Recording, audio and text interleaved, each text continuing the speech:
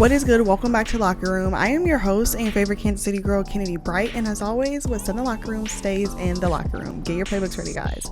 What is good, rookies? Welcome back to another episode, and this one is a little bit different. This is our first, I guess you would call it a mini episode, because I want to start on my podcast. If you don't know, but you should know, I do sports content, right?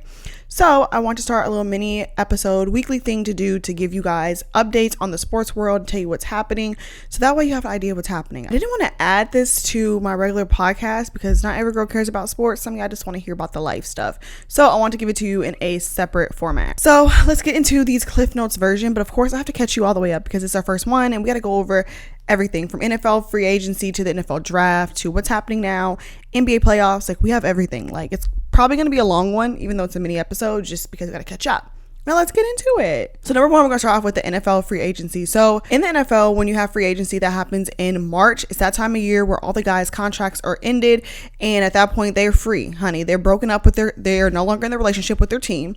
And they're able either to work it out with their team, which means come to a new contract, agree to terms and get paid, or they can shop around, see what other options are better. So that's what's happening in March, and it's always like so much fun. Like, that week is like really like adrenaline rush, like, oh my God, who's going to go to what team? Are we going to get a new player? Are we going to get this person that's better?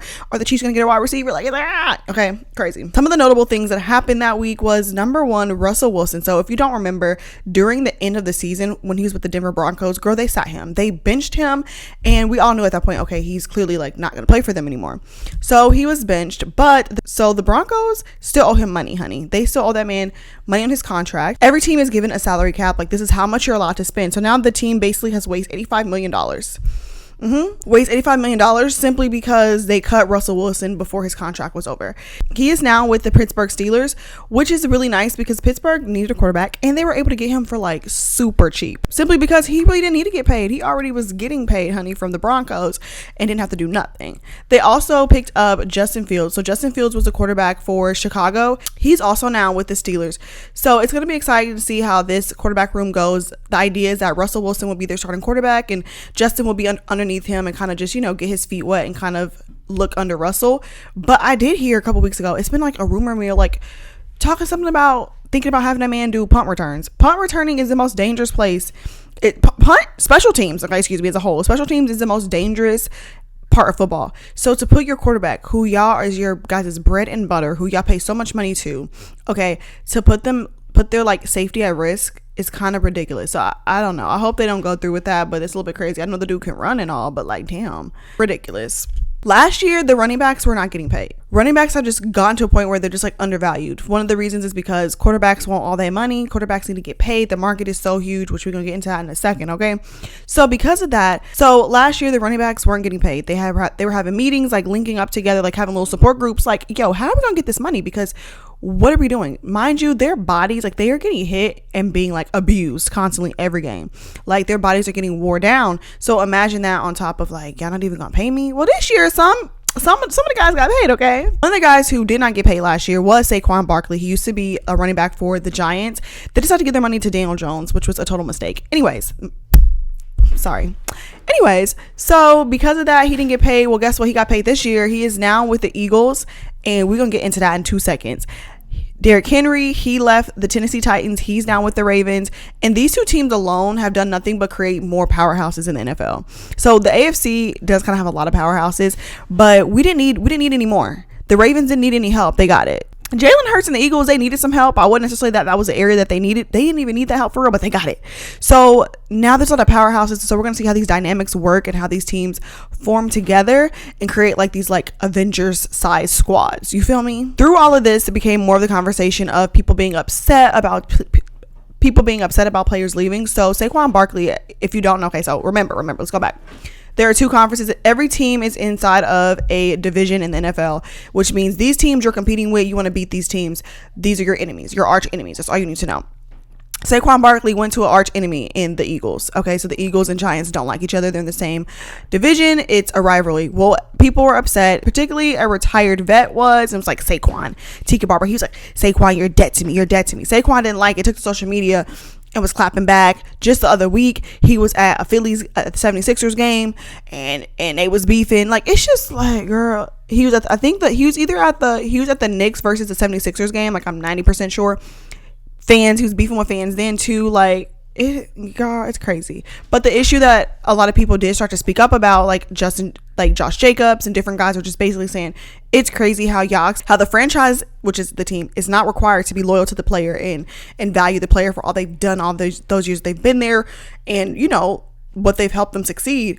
But it's wrong and they don't want to pay them. It's just business. But when a player's like, no, run me my money, I'm putting my life on the line, and he decides, no, I'm gonna go somewhere else and get paid what I'm worth, all of a sudden, like, oh, he ain't a team player. Like, please pipe down and be quiet. Okay. Someone you need to know who retired was Aaron Donald. So Aaron Donald retired. He no longer is in the NFL. I almost said RIP, but that means he's dead. So not RIP, but like football wise RIP to like his era, because he was definitely like the best pass rusher in the league, and now that means Chris Jones is. I'm going to touch on this a little bit with the Chiefs because we got to get into this. So if you didn't know, last season the Kansas City Chiefs had struggled. Okay, they had some issues. Girl, we was dropping balls all over the place. Like, if football was hot potato, baby, the potato was hot. The ball was on the ground like every game. They had the most drops in the entire NFL. It was literally ridiculous. It was costing them games, but somehow, in the Mahomes magic, okay, they were able to come through and still win a Super Bowl. So, I mean, I guess we're going to ignore it, but we're not, because they got by on the chinny chin chin, okay? The Chiefs really needed, clearly, help with a wide receiver, and that's what they were looking for this year, right? Like, okay, we got to get us a veteran, because we don't have a veteran wide receiver. We really need someone. Well, Rashee Rice was our rookie wide receiver. Girl, he in trouble with the law now. He has 8 felony counts because he decided he was in a Lambo, right? And then he owns a Corvette. His friend was in his Corvette, and they were racing down the Dallas highways at 6 o'clock. So basically, to me, that's broad daylight, okay? And Dallas people already can't drive. We can't drive. Excuse me. I'm not from here. I can drive. Dallas people can't drive. Texas people are terrible. So you should have known, like, that was a terrible idea. And they crashed, not just in each other, but into other cars, and caused like a huge collision. Girl, they hit somebody's mom in a white minivan. So they coming for their heads. What do the guys decide to do? They get out of the car and they literally walk. Girl, they walking on foot. It was a legit hit and run, because I thought they meant like hit the cars and drove off. No. Hit the cars, crashed the cars, and took off on foot. It was more of a fast-paced walk. It really wasn't running. But you know what I'm saying. Girl, climbing on the highways. I said, what is going on? So they were looking for him, and that was the whole thing. So right now, homeboy's probably not going to be on the Chiefs next year. I don't know. It's not my take, but he probably won't even be on the Chiefs. So guess what? The Chiefs now have to find a rookie wide receiver this year, and also have to find a veteran, which we'll get into that. Well, I'll just tell you now. It doesn't really matter. They do have a rookie now in Xavier Worthy. He came from Texas. So we're excited to see. He now has the record for the fastest 40 time in the NFL combine history. So we're going to see if he's able to, if this boy from Texas is able to help us out a little bit. Also, it's funny because his mom was like going viral because everyone thought she was his girlfriend. No, y'all, actually that was his mom. She looked like she around his age. She looks good. She gives off like you can tell she's like a little bit older than him, so it's giving like a cougar relationship, which I'm down for, period. But yeah, that's his mom. Pipe down. I know life was rough for him growing up. Dang, that's your mama. Dang, your mama look good. Yeah. Poor baby, I know he been dealing with it. Anyways, remember how I told you guys about how the quarterbacks market has just taken up all the money in the salary cap when it comes to teams? Girl, Kirk Cousins. I know I love Kirk Cousins. Here on my platform, it is black quarterbacks, and then Joe Burrow and Kirk Cousins, they count in that category too. They're not black, but you know what I'm saying. These are my hierarchies, okay? Kirk Cousins counts. So Kirk Cousins, he was a quarterback for the Vikings, and just this season, the man sadly ended his season because he tore his Achilles. Same thing that happened to Aaron Rodgers. So he tore his Achilles. He's 36 years old, which, even if you're just a everyday person, like, it's going to be harder for your body to recover as you get older. But Achilles injuries, a lot of times in most people, sadly, like players' careers. So it's a really big deal to see how he's going to come back. Girl, the Atlanta Falcons picked the man up and paid him $180 million. $180 million contract. He has $100 million guaranteed. And the day that he went up there, they take the little picture and he signed the contract. Jeez, girl, he got $50 million right then. So the man's getting paid. People are upset because he doesn't produce in the postseason, as in the off season. So he's only had one playoff win. That's not really good, and they just don't think he's that great, right? And so people were like Cam Newton, and everyone was speaking up like, "What? Y'all gave him that much money because of who he is and his quality of work." And on top of that, the man's Achilles, like, I'm so lost. But that's the thing. What the market says is what the market gets. which shouldn't be that way. It should be off of what you produce, okay? If you ain't playing good, you don't get the money. No offense to Kirk Cousins. Y'all know I love Kirk Cousins. I'm not talking about him directly. But anyways, so that's what has been going on. More on that in 2 seconds. Let's get into it. So now we're going to get into the NFL draft. Yay, when a young boy's dreams become reality. And for current players, some of those realities may shift. That's literally my intro if you've never seen my draft. Anyways, okay, let's get into the NFL draft. Remember, this is now the time where players that are in college are going to get picked up by teams. And it's like, oh my God, it's such an exciting moment. I'm finally made it. I wish I could have this moment for life. You know, like that kind of vibe, okay? Last year is probably going to be like probably my favorite draft, because last year we had all black quarterbacks who were drafted in the first round. That was not the case this year. I could tell it wasn't going to be the case because they were really talking up a lot of the other non-black players, but the first two quarterbacks who went were black, and we love that. I do have a video on both of them on my page if you want to know more about them. But Caleb Williams went number 1 to Chicago, and like, don't get me wrong, the man should be hyped that he's picked number 1 overall, but to go to Chicago is like quite tragic. That man just got handed the keys to a burning car. Yeah, the hole was on fire, and he got the keys now, and he's like, wow, and I'm like, oh, I love that for you. But like, anyways, so he's going there, and as y'all know, he is someone, you're like, why do I know that name? Girl, because he's hated for multiple reasons. One, because the man polishes his nails. Like, he literally polishes his nails. And the funny thing is, he has the audacity to polish his nails, and it's like talking smack to the other team. So I know some of them dudes is like, you gotta be kidding me. Double homicide for the other guys. That's number 1. Number 2, he was crying after his team lost to Washington to his mom. That's just crazy to me, because what example are y'all setting to y'all young boys that he's crying after they lost the game? Like, he's emotional, he's allowed to express his emotions. I think that's crazy. The nails thing, I'm not gonna comment on that, but that's definitely like, that's really ridiculous, especially as a black female. That is not something we need to be representing. And you know, no, let the man cry his tears, let him be upset and emotional. And he also this is the thing with the haircut. Like, he told us at the combine that he did not participate in, but he wanted to show up and be in the media, so to be seen. He said he was cutting his hair. He's waiting to the draft. We get to the draft, girl, he's not even cut his hair. So I don't know, but I hope he's doing okay mentally, because people are really hard on him. So like, for real, like, prayers for him. Nothing happened to him, but like, you know, praise for him. We're gonna pray for him. Jaden Daniels went number 2, y'all. He's the one who left when he left Arizona State University, who was actually doing pretty terrible at the time. They had the audacity, his teammates, when they cleaned out this man's locker, talking about, yeah, get his shit out of here. Get his shit out of here. Nigga shit anyways. Like, what? It's crazy. And then the man won the Heisman this year, so joke's on you. So, like I said, if you want to know more about them, check their stories. Wait, pause. Actually, let me tell you about Jaden Daniels. The thing that threw me off is when he was in high school, he had to get approved by his doctors to be able to play football. Listen to this, y'all. He was 5'10", 137 pounds. I don't even weigh 137 right now, and I'm 5 foot. That's how much I weighed back in high school, and I've always been 5 foot. I would give anything to be 137 right now. So you can, yeah, he's small. He a little bigger now, I think. But anyways, that was just an interesting thing about him. He kind of made me feel a little fat. Okay, now let's get into why I said about Kirk Cousins. We'll get into a second.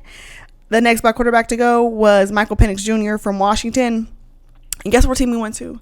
The Atlanta Falcons. Girl, they was heated. Everybody was mad. People was mad for multiple reasons. One, because they just Kirk Cousins paid all the. Okay, I don't know why y'all pocket watch it. I don't understand why everybody cares so much about how much and how the Falcons choose to spend their money. Is it your money? Is it your money?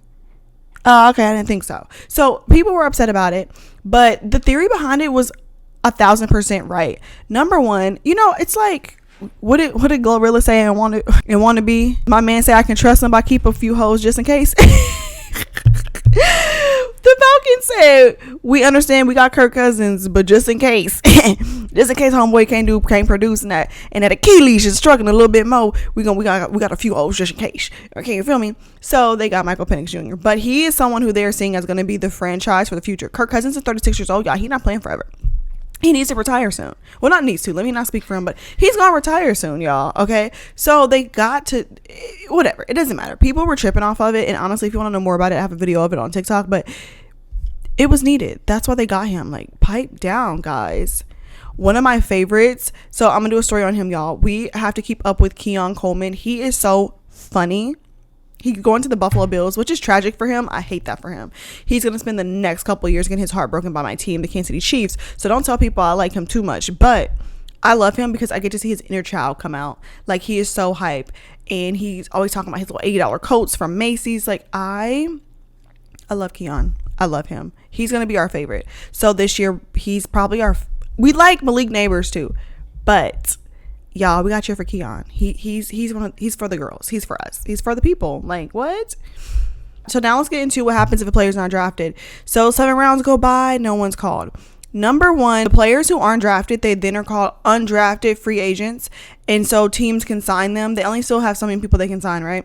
So they sign the guys that they want. Then after that, let's say you still don't get drafted or signed, then they get a camp invite. So camp to a mini camp / rookie camp, whichever people choose to call it. It's an interchangeable term.